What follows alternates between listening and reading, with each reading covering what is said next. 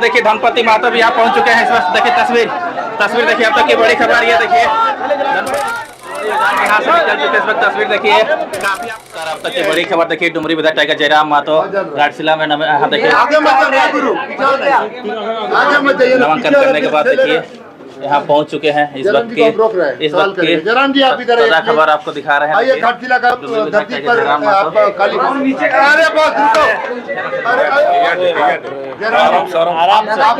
मंदिर में आपको कमेटी में आपको स्वागत है। जयराम जी, चुनाव को आप किस दृष्टिकोण से ले रहे हैं लड़ने के लिए? आपको देखिए, चुनाव को हम लोग चुनाव की रणनीति यही है कि पिछला जो 1 साल कार्यकाल रहा, एक विधायक होने के बाद भी जिन मुद्दों को जितनी मुखर होकर प्रखरता के साथ मैंने विधानसभा के पटल पर रखा, इसका चर्चा पूरे राज्य में है कि एक नया विधायक, नए पढ़े लिखे युवा जो राजनीति में अपनी अलग छाप बनाकर राजनीति में आए हैं, कहीं ना कहीं वो किसी भी बिना डर के, बिना खौफ के अपनी आवाज़ को, जनता की आवाज़ को सदन के भीतर प्रेजेंट कर रहे हैं। इससे कहीं ना कहीं झारखंड की राजनीति में एक इम्पैक्ट पड़ा है। तो हमें लगता है कि उसके आधार पर हम लोग घाटशिला के चुनाव में भी लड़ेंगे कि अब आवश्यकता है कि ऐसे युवाओं के हाथों में बागडोर सौंपी जाए जो सक्षम हो जनता की लड़ाई को लड़ने के लिए। एक सवाल है, आप सारथी कौन बन रहे हैं इनके चुनाव में? रामदास मुर्मू जी के।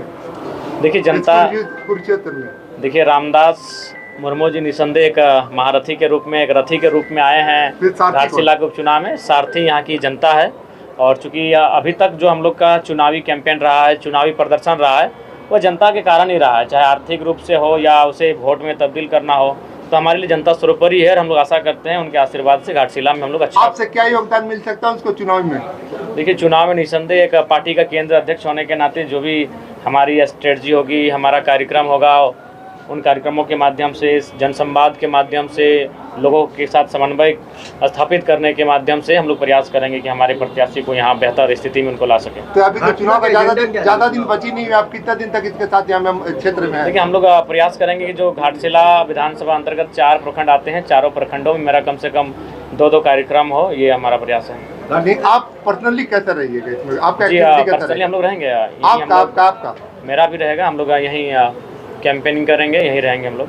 जयराम जी, घाटशिला चुनाव में घाटशिला का जो एजेंडा है वो क्या रहेगा आपका? देखिए, घाटशिला के बहुत सारे स्थानीय एजेंडे हैं, चाहे शिक्षा, स्वास्थ्य की बात हो, जनप्रतिनिधि का जनता से जुड़ाव की बात हो, आसपास में कई औद्योगिक क्षेत्र हैं जहां स्थानीय लोगों, विशेषकर आदिवासी समुदाय के साथ दुर्व्यवहार की बात हो, जमीनों के अधिग्रहण के बाद उन्हें मजदूरी के लिए ना रखा जाना, कई ऐसे अनगिनत मुद्दे हैं जिनको लेकर हम लोग घाटशिला के चुनावी रणसमर में दिखेंगे। विपक्ष को किस रूप में देख रही है जनता? देखिए, निसंदेह हम लोग सच्चाई में बात करते हैं। विपक्ष कहीं ना कहीं एक नई पार्टी की अपेक्षा में, तुलना में काफ़ी सशक्त है, मजबूत है। दोनों ही जो विपक्षी दल हैं वो राजनीतिक रूप से, आर्थिक रूप से, सामाजिक रूप से, सांगठनिक रूप से हमसे काफ़ी आगे है, लेकिन हमारे पास युवाओं का जुनून है, वही जुनून हमें उनके करीब लेके जाएगा। बाकी पार्टी सब गठबंधन से लड़ रहे हैं, बिना गठबंधन के लड़ रहे हैं। आप कैसे लड़ना चाहिए? जी, हम लोग पूरी ऊर्जा और ताकत के साथ लड़ेंगे, अकेले ही हैं। जयराम जी, 2 टाइगर का यहाँ पे घाटशिला में आगमन हो गया, शिकार कौन है? देखिए, अब यहाँ शिकार किसी का नहीं होगा, सबका अपना अपना कार्य है।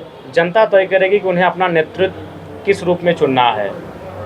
क्या हमने ये राज्य केवल 81 विधायक और 20 सांसद बनाने के लिए नहीं लिया है, अंतिम व्यक्ति तक विकास की किरण पहुँचे इसके लिए लिया है। तो आज अगर आप परिवार से बाहर अगर कोई पार्टी प्रत्याशी नहीं चुन पा रही है, टिकट नहीं दे पा रही है, तो राज्य की जनता को अपने वोट पर विचार करने की आवश्यकता है कि 2 राजपुत्र बेहतर होंगे या फिर एक पढ़ा लिखा युवा जो बच्चों को ट्यूशन पढ़ाता है, जो बच्चों को क्लास देता है, वो रामदास मुर्मू उनके सामने बेहतर होगा। ये जनता को चयन करने की आवश्यकता है। आप क्या सोचते हैं, बाहर से जो इस प्रखंड का नहीं है या तो इस विधानसभा के रहने दोनों प्रत्याशी, चंपई चचा तो खुद सरायकेला के हैं और पूर्व मंत्री जो हमारे बीच नहीं रहे, वो भी जुगसलाई विधानसभा के अंतर्गत आते हैं। तो घाटशिला का अगर मूल घाटी है तो हमारे रामदास दा हैं, लेकिन उसके बावजूद भी उनको पड़ोसी हैं। उसके लिए हम वो नहीं कहेंगे कि वो अन्य जगहों से आए हैं, लेकिन उसके बाद भी हम यही कहेंगे कि वो कहीं ना कहीं राजनीतिक विरासत के रूप में आए हैं और रामदास मुर्मू एक पढ़े लिखे युवा हैं। तो हमें लगता है युवाओं को मौका देने की आवश्यकता है। परिवार को लेकर क्या कहेंगे? मैं तो कह दिया कि अब परिवार से बाहर सोचना चाहिए। कुर्मी आंदोलन जो है इससे कितना नुकसान? थोड़ा सा प्रभाव पड़ेगा, निसंदेह प्रभाव पड़ेगा, लेकिन हमें लगता है का कोई प्रयास, हाँ, उसको जोड़ने के लिए हम लोग तमाम जो सामाजिक लोग हैं, बुद्धिजीवी लोग हैं, उनसे हम लोग बैठ के बातचीत करेंगे। उसका कार्रवाई चल रहा है कुछ? जी, इंटरनली हम लोग टीम लीजिए आईडी लीजिए, सब अपना आईडी लीजिए, आईडी बूम ले लो सब अपना बूम पकड़ो, हराएगा गिरेगा। एक मिनट आपका ये दूसरा सबसे बड़ा समस्या इससे लोग चाहे आपका यूसी हो संजय इधर आओ,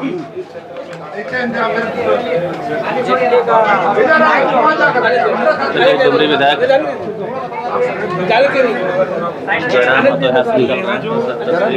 आपका चूंकि लाइफ रिस्क का बहुत मामला है, आपका सुरक्षा के लिए दृष्टिकोण से अभी तक सरकार से चाहे केंद्र सरकार राज्य सरकार किस तरह की व्यवस्था है, क्या कि आपके ऊपर इस तरह का तो बना ही है? नहीं, ये तो सच्चाई है, लेकिन अब वो तो सरकार को तय करना है और सरकार की मंशा क्या है, वह एक किस समावेशी राजनीति के तहत राजनीति कर रही है या नहीं कर रही है, सरकार की मंशा है। बाकी हम लोग अपने स्तर से अपनी सुरक्षा को देखते आ रहे हैं। आपको लगता है कि इसका रेगुलर आपने इसका कोई अप्लाई ऊपर एप्लीकेशन? हमने अपने तरफ से नहीं किया है, हमारे चाहने वालों ने, हमारे समर्थकों ने ऐसा प्रयास किया है और ये अभी हाल फिलहाल कोई आपके ऊपर में कोई ऐसा? नहीं, ऐसा कुछ नहीं विशेष, कुछ दिन पहले था, महीनों पहले, लेकिन अभी फिलहाल ठीक ठाक है, अभी कोई ऐसा विशेष नहीं। अच्छा नहीं ठीक।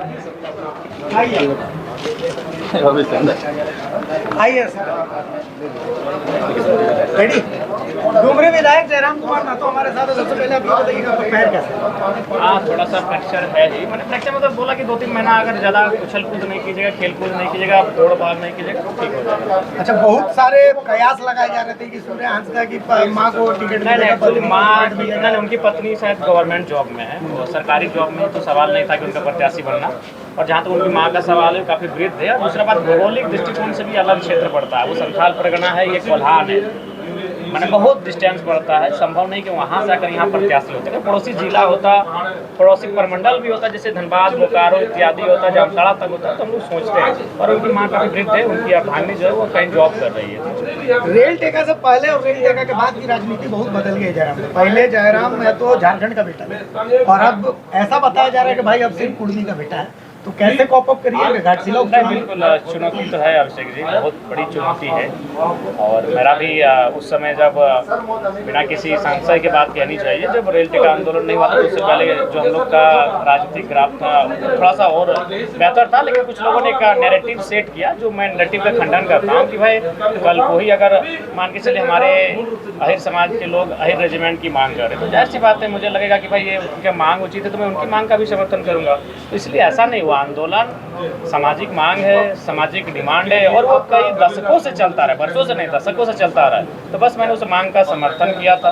और बाकी भी जो समाज हैं हमारे आसपास इर्द गिर्द रहते हैं या दूर भी रहते हैं, तो मैंने उनकी मांगों का भी समर्थन किया है। तो इसका मतलब ये नहीं कि हम किसी विशेष समुदाय के होकर रह गए, हम एक जनप्रतिनिधि है और सबकी मांगों का समर्थन करना मेरा कहीं न कहीं कर्तव्य बनता है। राजनीतिक चक्रव्यूह में फंस गया। हाँ, ये चक्रव्यूह तो है, लेकिन फिलहाल उससे हम लोग उभरेंगे।